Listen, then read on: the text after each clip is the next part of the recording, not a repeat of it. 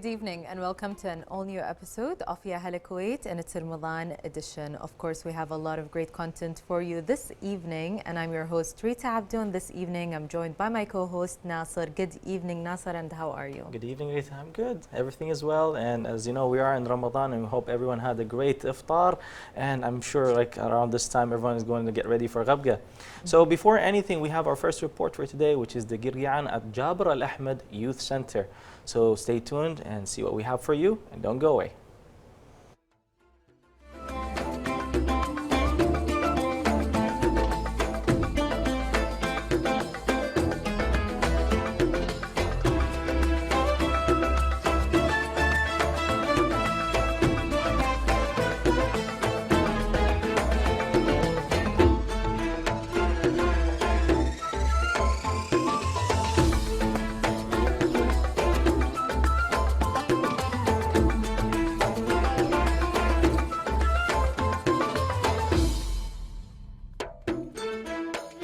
Good evening, dear viewers. Today we're at Da'iyah Youth Center here in Da'iyah City, where all the children, families, and all the community gather in a celebration for Qurqiyaan in the middle of the month, of the holy blessed month of Ramadan. So stay tuned as we watch this coverage together.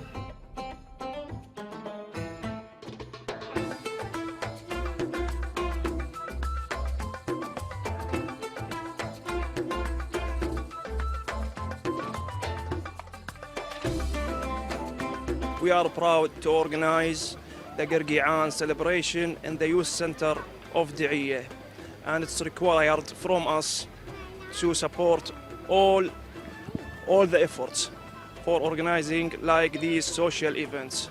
We have too many activities such as playgrounds, inflated playgrounds for kids, and hopefully we will do this annually in every Ramadan. Thank you, and everyone is welcome in this activity.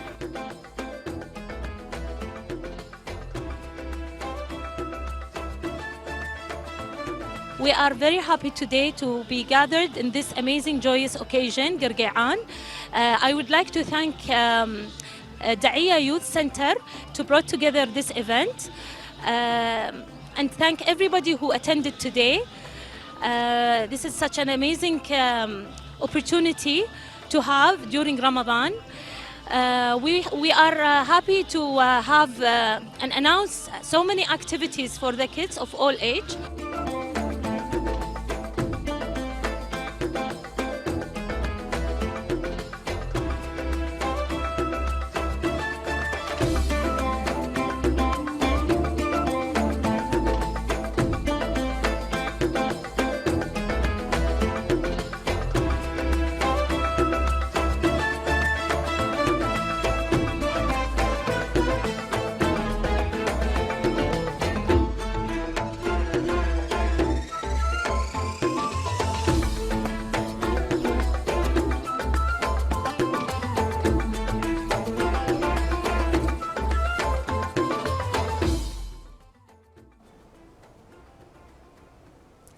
And we are back from this report, of course, and we're going to be discussing a very interesting topic this evening, which is smart cities. Nasser, I don't think we have any yet in Kuwait, but I think it's a very brilliant idea and a way to update our cities. Exactly. So smart cities do exist in the GCC. I think like the Emirates has one, and they're trying to build more. You have like somewhere like in China and Japan also have it. So a smart city, the way that it works, like for example, if we go way back in the days, you had the village where they had everything that they work upon was in a traditional way. Then you have cities like, for example, Kuwait City, where you have really high skyscrapers, and you have lights, and people are hustling and bustling, and businesses and everything. A smart city is more, it's above the normal city, where everything is automated, where you can go there and just serve yourself. So you can basically buy your own train ticket without going to a teller, or basically do a transaction in the bank, or buy your own meal, connect to a Wi-Fi, because everywhere you walk around the city, it's already Wi-Fi covered. So it's things like that that will make people, live a little bit more Yes. easier. So it's kind of an easier life. I think that's amazing. With our very busy lifestyles, we are looking to make anything and everything easier, to be honest, to be able to get through our busy days. And hopefully we'll start seeing more of the smart cities, and dear viewers will learn more about this topic with our guest that, of course, we're going to be having with us in the studio right after this report. So stay tuned.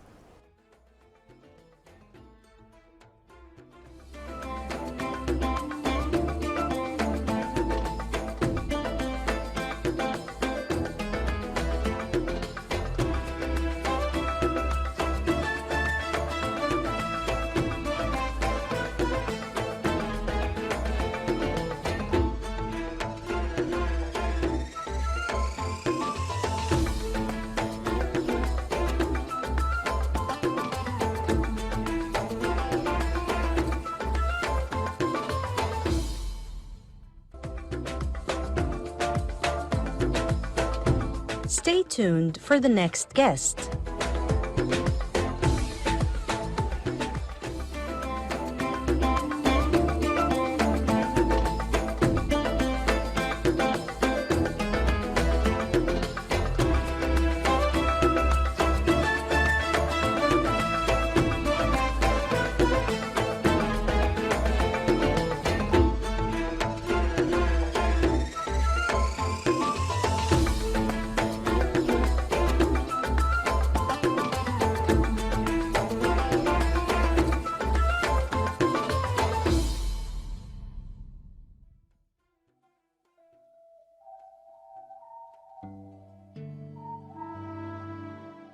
Souk Wajif, an old souk in Kuwait, also known as Souk al-Harim, located near the southern part of the new street, stretching north to close to the entrance of Souk al-Gharabali.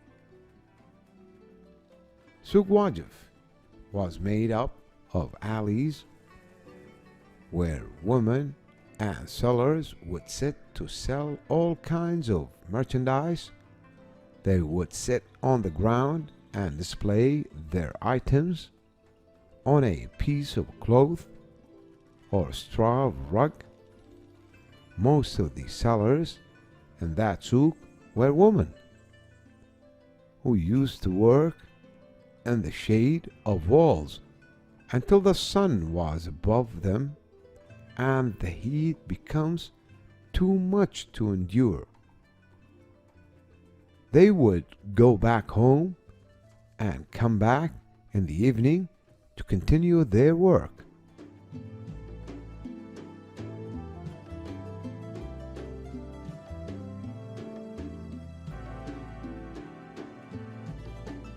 The commodities sold in the souk were women clothes like darra, thobe, bukhnig, and abaya, in addition to men clothes like ready-made dishdashas, gahafi, and shoes. They also sold other articles for women like henna, sidr, kihil, lipstick or daram, and such. In the second half of the 1940s, Souk Wajif relocated from its old location to Al-Dahla after demolishing these old alleys and building the new street. The new location had shops built and the souk was covered with a metal roof, chinko. They also allocated a place in the middle of the souk for women to sit to produce their old profession, which they used to do in the old Souk Wajif. The same souk is still standing to this day. It is one of the few remaining old souks, still maintaining its traditional charm.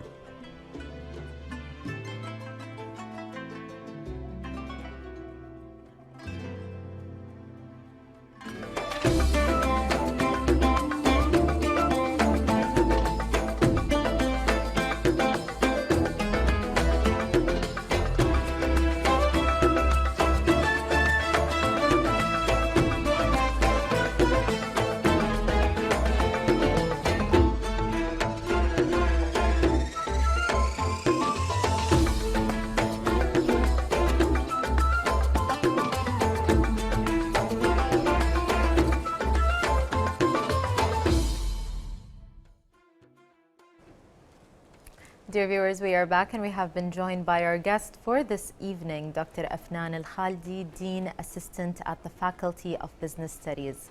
Good evening, Dr. Afnan, and welcome to Ya Hala Kuwait.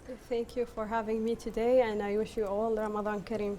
Thank you so much. Of course, Ramadan Kareem to you, and we're very happy that you are with us this evening because we're going to learn more about smart cities, and I think it's a very interesting new concept for us. So, what is the definition of smart city, and how does it differ than our traditional cities? As you mentioned, smart city is a very new concept that been implemented the last 20 years. So we can define a smart city as the city that using information and communication technologies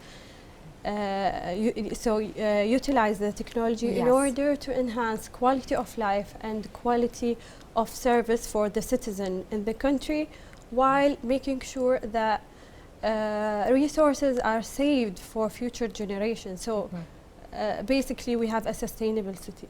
As you know, many countries are facing challenges such as traffic conjunctions and waste management issues, and many other issues that we need to be tackled. So here came the technology and the concept of smart cities to tackle those issues through the technology.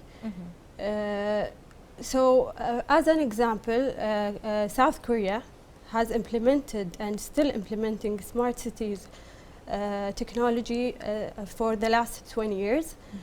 So any, let's say any issues they have or any problems they can have, they can tackle it and master it through the technology. So as I mentioned, is a way of solving issues while maintaining quality of service and quality of life for the citizen.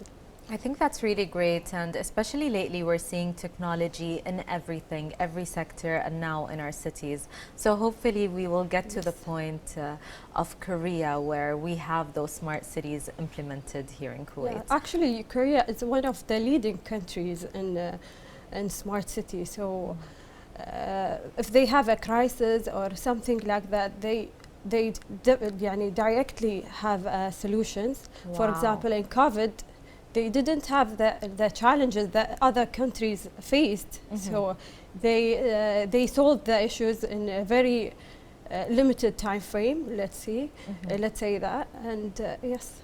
I think that's really amazing because COVID was a really hard time for all the countries around the world and all the cities. So it's great to know that there is a solution if unfortunately something like that ever happens again, that there are different countries out there that are dealing with it with the help of technology and smart cities.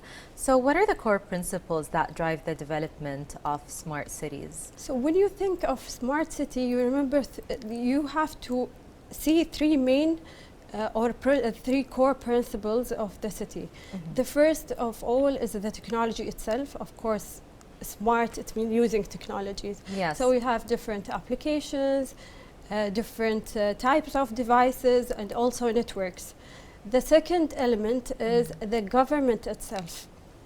So how the government will study and study the needs of the citizen, what the issues that are facing in the country. For example, if there is a traffic, how they will solve these issues through the technology. If they have a waste management system issues, how they will tackle this issue. So the second element, as I mentioned, is the government who plan, analyze, and implement the solutions, the smart solutions. The third element is the people and the society itself. Are they ready to use this technology? Are they aware of this, how to use this technology? So the harmony between those three is very important. The technology itself, the government who are leading this system, and the third one is the society and the people and citizen inside the country. Definitely. I think smart cities would be a change from our normal cities, and there would be a learning curve to it. But I think we're all moving towards technology and even using AI during our everyday life. So hopefully we'll be able to deal with the change of smart cities. Yeah, even the AI nowadays are improving the quality of learning, improving even the decision making here in Kuwait. That's right. So you know, the level of learning for the students, it's more advanced now. Before that, they are depending on books, reading literature, exploring only. They have Google, for example. Right. Now, no, by click, by one click, they have the full information analyzed and summarized, and like it make the learning process more easier. Definitely. I always say that when we were in university, things were very different, and to find a piece of information, we actually had to go through all the books and, you know, search through Google for hours. But now things are way simpler, and I think could help us advance when it comes to learning in a very easy way. So, Dr. Afnan, what is the role of innovation in shaping the cities, the smart cities? How does that work? Okay, so let's define innovation in the first place. So if you say innovation, you just came to my mind a new idea. Yes. A new way to do things. So in smart city, it's highly depend on innovation. So it's highly linked to each other. Smart cities is let's say highly depend on innovation, as I said. Yes. For example, let's say we mentioned COVID before now. So during COVID, many businesses, owner of the businesses lost their jobs actually, and lost their business because they are depending on, for example, face-to-face interaction or physical shops, while others who adapt the technology and depending on technology, they directly tackle this issue by selling online, for example, and creating more job opportunity for them. So we can say innovation could save jobs, could enhance the entrepreneur, let's say, and as you see, for example, Talabat here in Kuwait. Before that, it was we are calling the operator, then we were waiting for a long time till we receive the order. Now by click you can order, you can explore the menu and so on. So it's enhanced the quality of service, making our life easier. Also, I can mention that there is because we mentioned COVID, let's stick with COVID.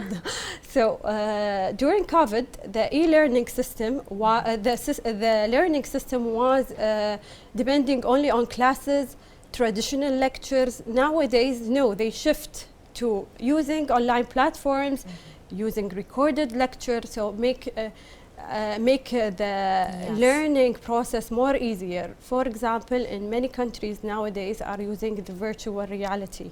That's right. So the idea of virtual reality, instead of explaining for the student about the moon, let's say the concept of the moon, instead of giving them the theoretical part only and telling them in the moon you will find this and this and that, and the other way they can just put the VR and live the experience itself.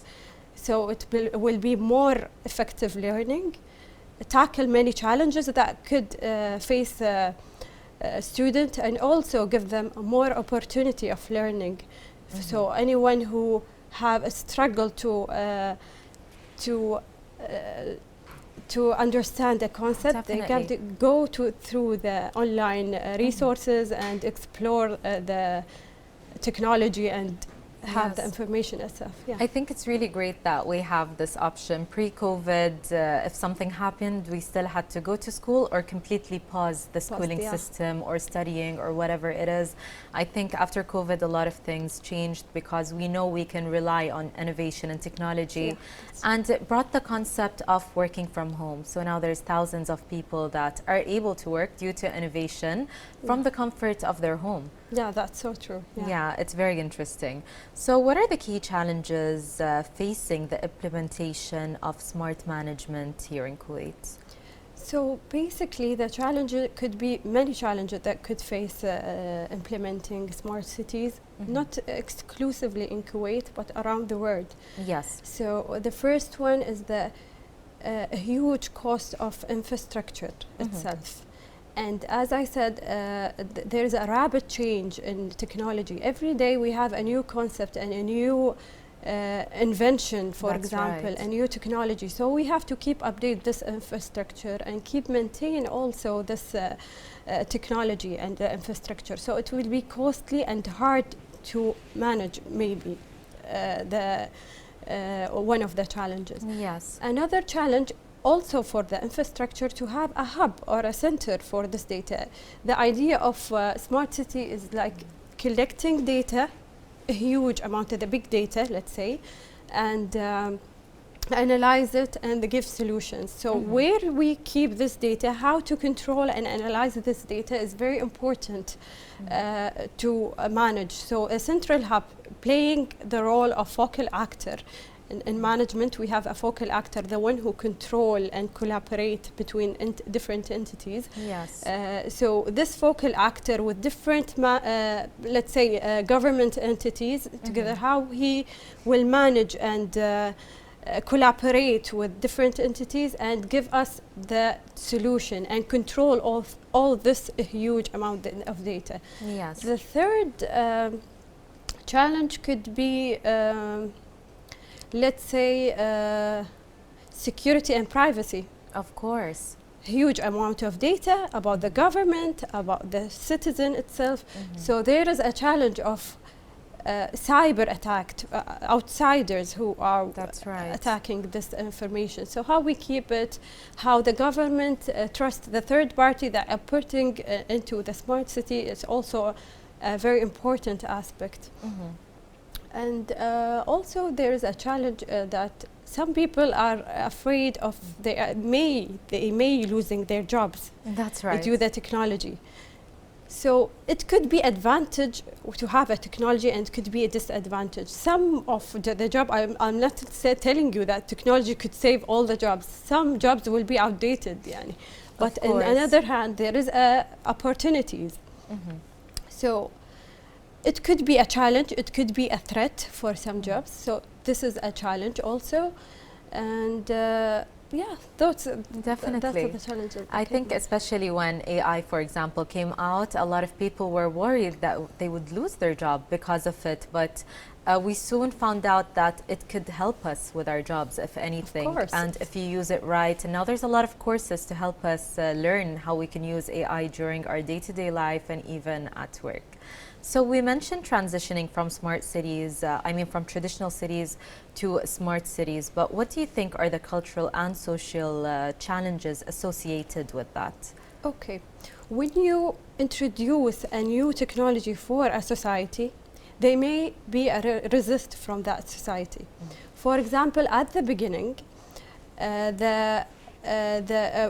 the government introduced Sahel application, let's say, yes, there were some resistance of how I can use this technology.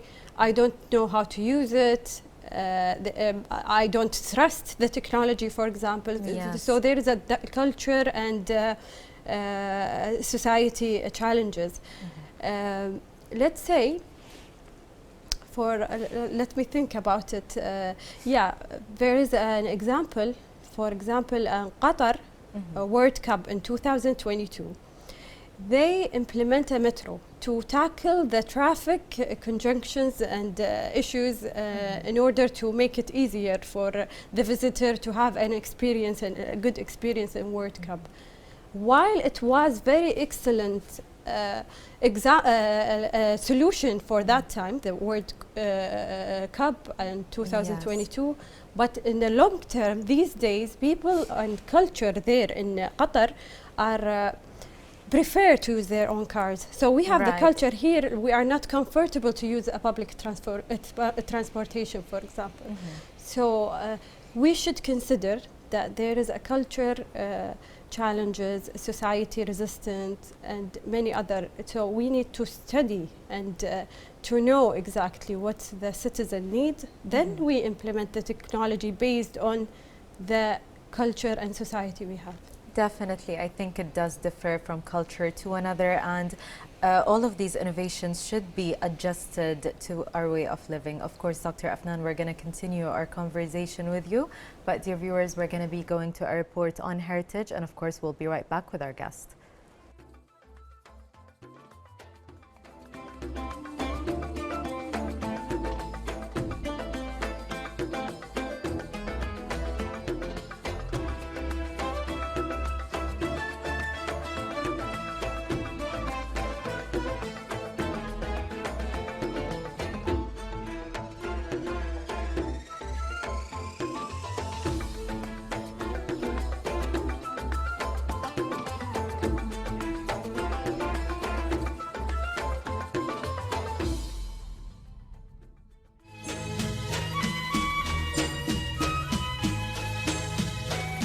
The tawash is the job of pearl dealers and traders in the past. They have a big role in the development of the economy of Kuwait until it became a center for pearl trade. After the pearl recession, this profession receded and no longer exists, and this specific profession was only for men. Some of these tawash played an integral role in the history of Kuwait. Ali bin Musa bin Asfur was one of the most important and largest pearl dealers in the era of the fifth ruler of Kuwait. After him came Solomon al-Yaqub. Then came another generation, the late Hilal bin Fajhan al-Mtayri, as well as the late Shamlan bin Ali and his brother, the late Hussein bin Ali and Ibrahim ibn Mudhaf, and the late Abdurrahman bin Yusuf al-Rumi, and many others. There were two types of tawash men in Kuwait. There were also many men in Kuwait in this profession. They were considered as both experts and experienced elders. And on the other hand, there were the younger, less experienced ones, and each group had a different role to play. During the diving season, the older and more experienced tawash would go on their big private ships to the Al-Hair in the waters of Kuwait and in Bahrain, Al-Ahsa in Saudi Arabia, Qatar, and sometimes to Oman. They visit Bahrain and Darin in Al-Ahsa, and there they would visit their friends and other colleagues in those countries in order to ascertain the price of pearls in nearby countries, as well as to get a feel for the market value of their catch. The diving season commences with the trip of the divers to collect pearls. Then the tawash travels to buy pearls from the divers. Divers can collect large quantities of pearls, and the tawashes would know the prices of the pearls outside Kuwait and in Bahrain, which at the time was the center of pearl trading in the Gulf and Bombay, the largest pearl center in the old days. The type of life in tawash's vessels was a very comfortable life, where the tawash had good and clean food, and they would usually have 2 meals a day, lunch and dinner, and in each ship there was a good, skilled cook, and they depended on fresh fish as a main source of food. In addition to this, there was fresh and clean water to drink, and they would usually use that water to make coffee and tea as they pleased. And some of the older tawash, such as the late Shamlan bin Ali Saif, would bring with him a goat to take milk from them, where they would cook from early morning in order to prepare the bread and darabil, a kind of sweet to have along with their tea for breakfast. Did you know that Al-Hair means the diving place for pearls in the Kuwaiti dialect? The Har is the place which you can find pearls, but when you say Al-Hair, it means it is rich with precious, high-quality pearls. There are certain signs signifying there is an Al-Hair, like the depth of water. Along with seaweed and its types, as well as the sand from which it draws its own color.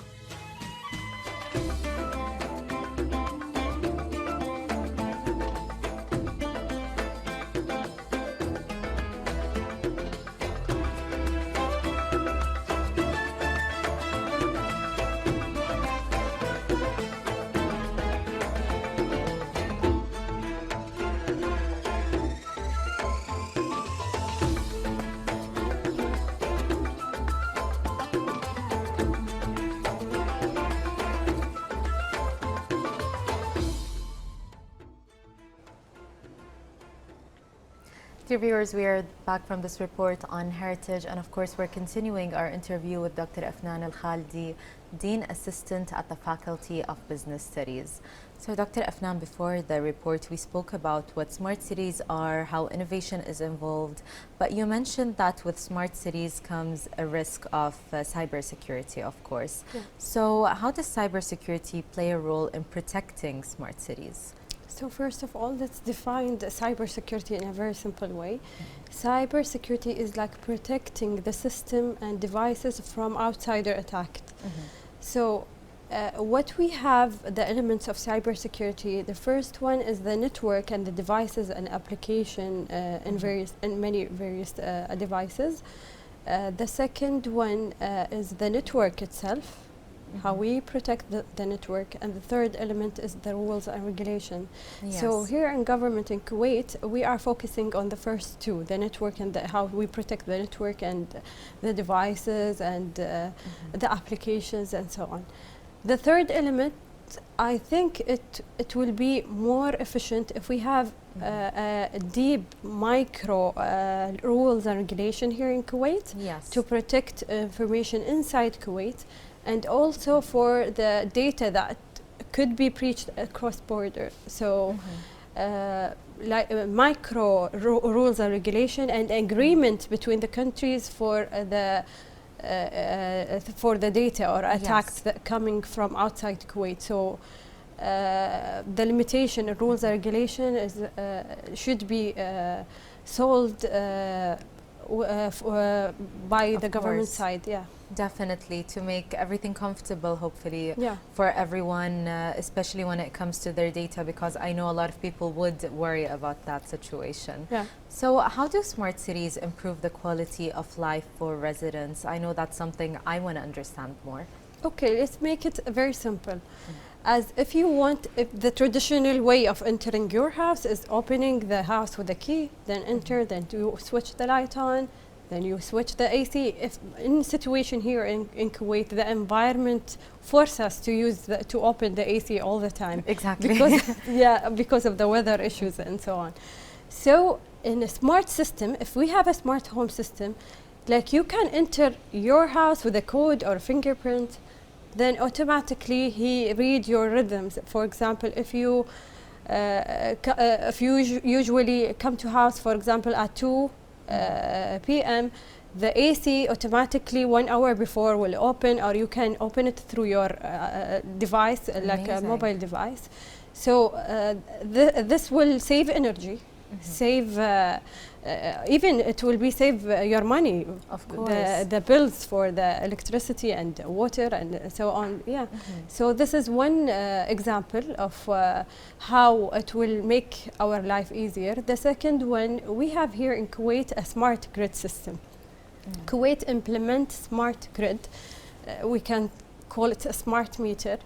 So in some area they have a smart meter that could give you a data about your energy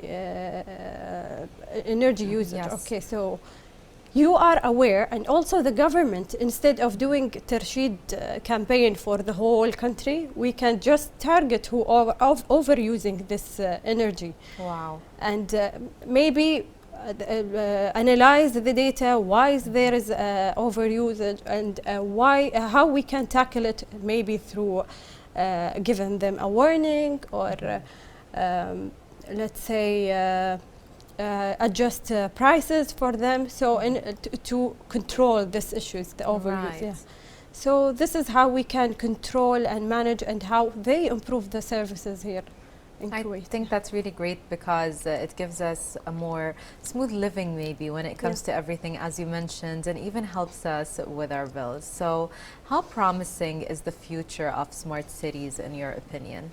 I think it will make our life easier, faster services, as it's study the needs of the citizen here in Kuwait or around the world.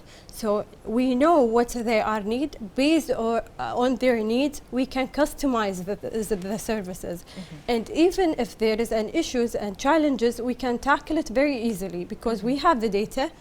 We can study why this happened. Then we can give an enhancement or solutions for those issues through the technologies. Of course, definitely makes things easier and faster for both the government and the residents, of course. And what role does IoT play in smart cities? IoT, we can consider it as the backbone of the smart city.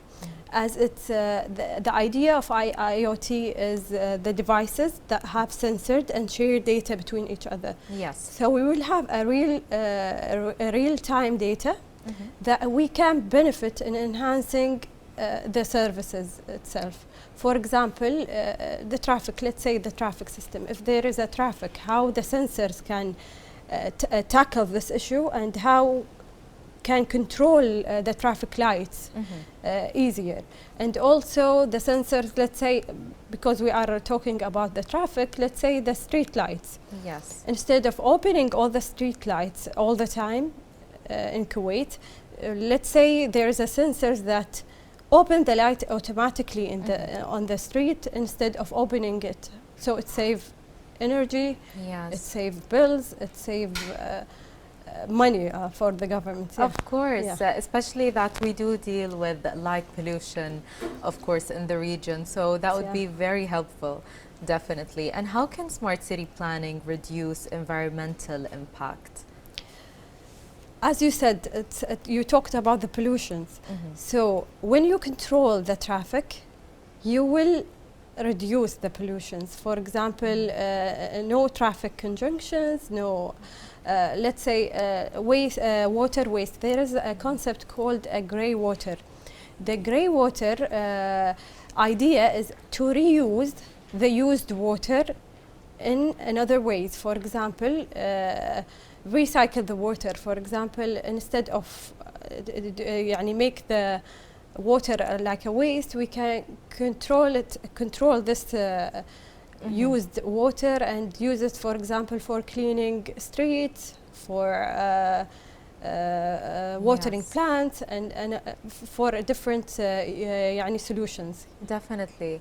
I think environmental issues is something people have been trying to fix for years and years, and it's really amazing to know that technology could be able to help with that. Dr. Afnan, do you have any final words for our viewers this evening about smart cities? I want to thank you all for having me here again, and I wish that Kuwait could be one of the top leader in the world leading a smart city. Hopefully, of course. Thank you so much for being with us, Dr. Afnan.